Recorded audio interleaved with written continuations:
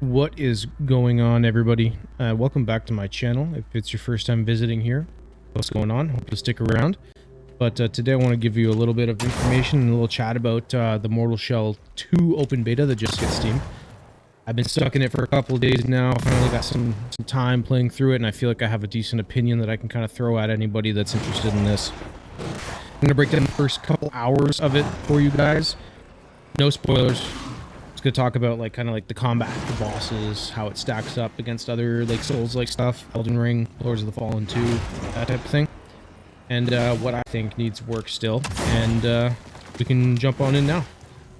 So just for some quick context, if you haven't ever touched a Mortal Shell game before, it's a sequel. So where your spirit dude that you are is called the Harbinger, and you jump into dead warriors that are called shells.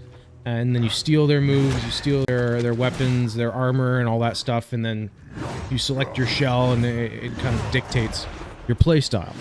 In the gameplay that I have in the background, I think the shell that I had has a stealth move on it. You might be able to see it.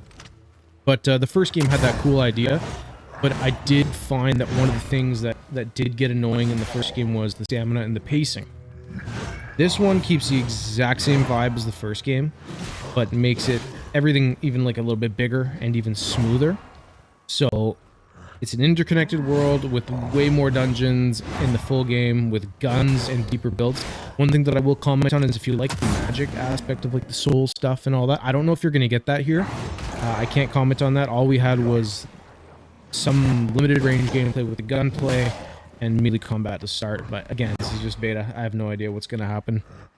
So the beta's live right now on Steam for PC. You get the prologue plus the first big, decent-sized area to explore. I'd say it's about 3-4 hours of stuff to do.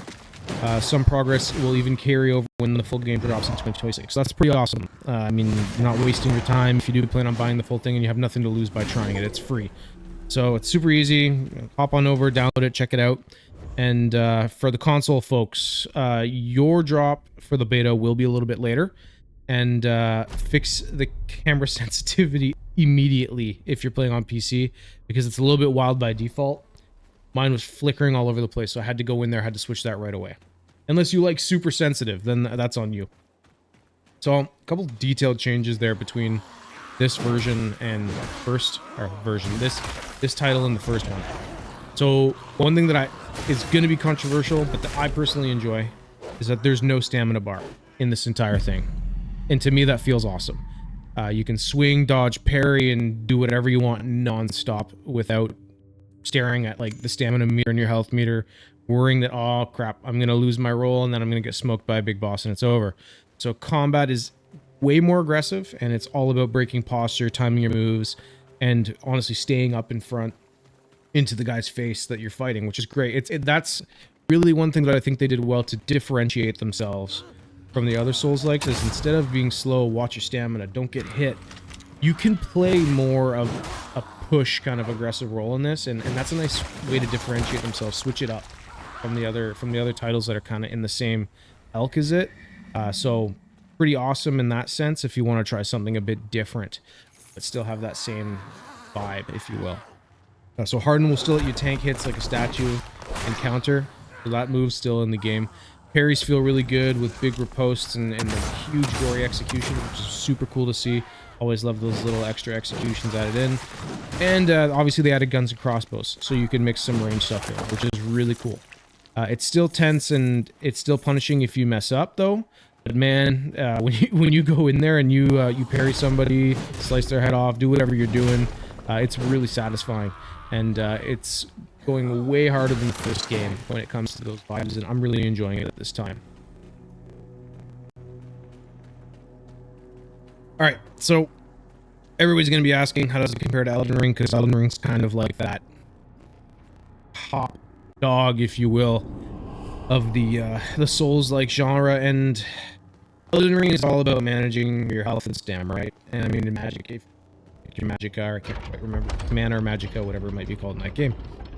Every roll, every swing, every jump, it kind of eats away at that extra bar that you got to worry about consistently while you're playing. So it adds an extra layer of difficulty or just annoyingness, depending on how you look at it, right? Mortal Shell 2 just says, forget that. You can swing as much as you want, be aggressive as much as you want, the whole fight, and it feels way faster, way smoother, in a positive or negative way. Again, depends on how you look at it, right? The parry and harden system is tight, super rewarding, kind of like Sekiro, but with like shell swapping. So I spoke about before the different shells, different abilities.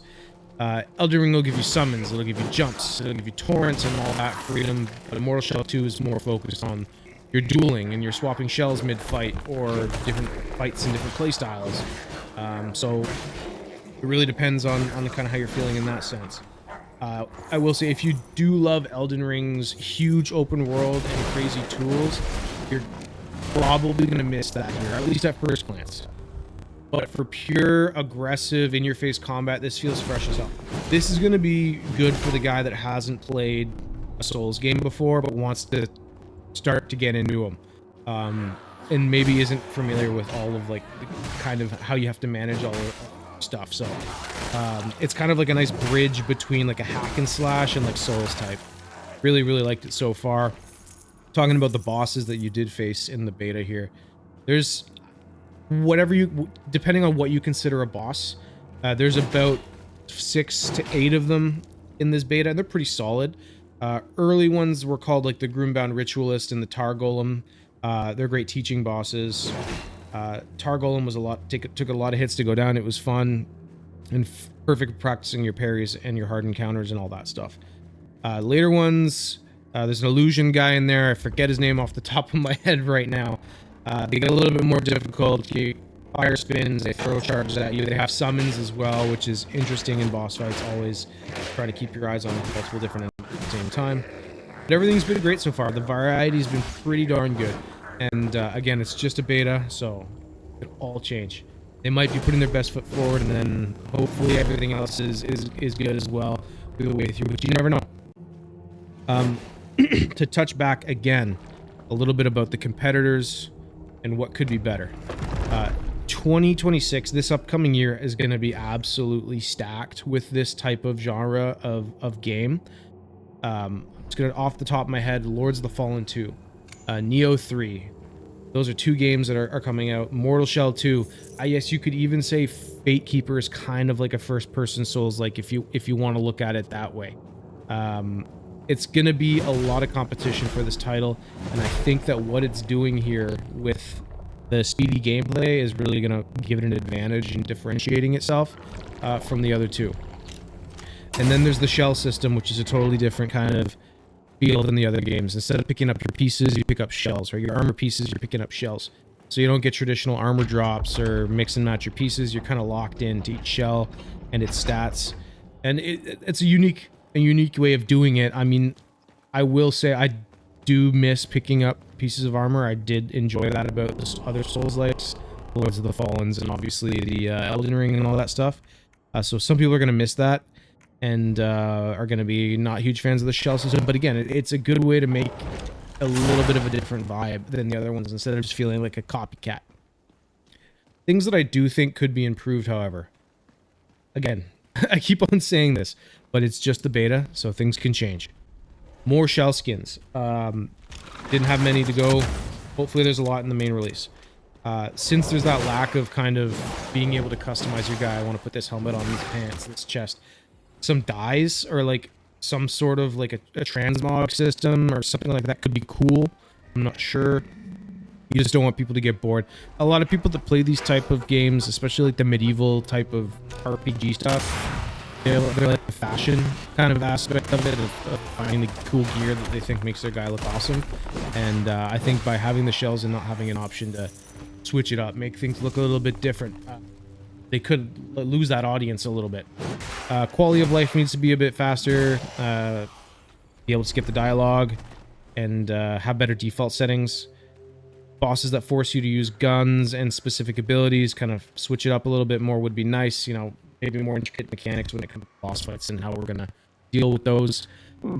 Hopefully bigger scale, and maybe add in like a co-op system, because then you're fighting with Lords of the Fallen, because one of the things that Lords of the Fallen has is the co-op system. Lots of fun to play with your buddies, so that could definitely add in here, and I think the fast pace would lend well to that. A few technical things pop up, glitches, stuff like that. Nothing terrible, but there's obviously polish seated here and there. It is a beta after. I don't even know who you are.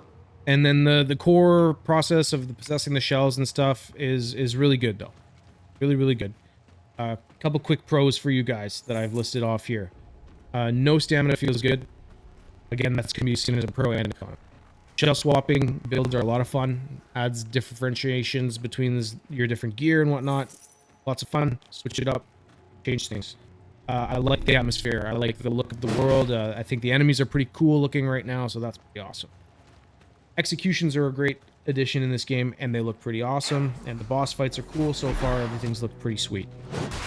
Progress carrying over from beta. I just mentioned that before. Cool. I hate getting into betas. Doing a lot of work. Have to restart from scratch. That sucks.